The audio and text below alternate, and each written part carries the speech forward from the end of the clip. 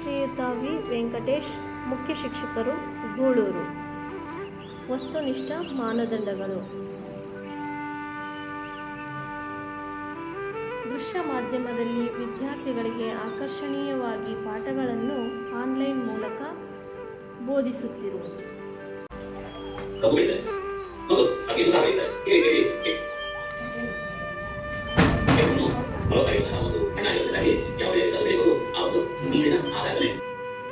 Smart TV ಬಳಕೆಯಿಂದ ಮಕ್ಕಳಿಗೆ ವಿಚಾರಗೋಷ್ಠಿಗಳನ್ನು ಬೋಧನೆ ಮಾಡುತ್ತಿರುವುದು. ಟಚ್ ಟಿವಿ ಬಳಸಿ ಮಕ್ಕಳಿಗೆ ಅರ್ಥವಾಗುವಂತೆ ಪಾಠ ಬೋಧಿಸುತ್ತಿರುವುದು.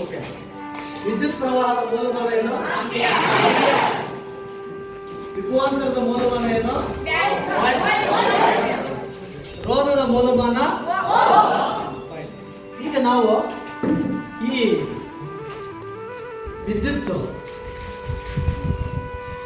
ಮಾಪನಗಳನ್ನು ಬಳಸಿ ಬರೀತಕ್ಕಂತಹ ಆವರ್ತ ಮಂಡಲಕ್ಕೆ ಏನೆಂದು ಕರೆಯುತ್ತೇವೆ? ಸರಳ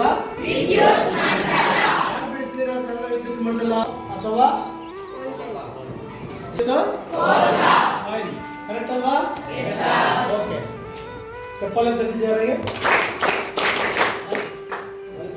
ವೋಲ್ಟ್ ಮೀಟರ್, ಅದೇ ಆ ಮೀಟರ್ ಇದು ವೋಲ್ಟ್ ಮೀಟರ್. ಗುಡ್. ಋಣ ವಿದ್ಯುತ್ ಅಂಶಕ್ಕೆ ಯಾವ ಆವೇಶ ಇರ್ತದೆ? Very good. ಆವೇಶಗಳು ಯಾವುಗಳಲ್ಲಿ ಹರಿಯುತ್ತವೆ? ಮತ್ತೆ ಗುರುತು ಕೊಡಬಾರ್ದು. ವಾಹಕಗಳು. ಉದಾಹರಣೆ ಯಾವುದು?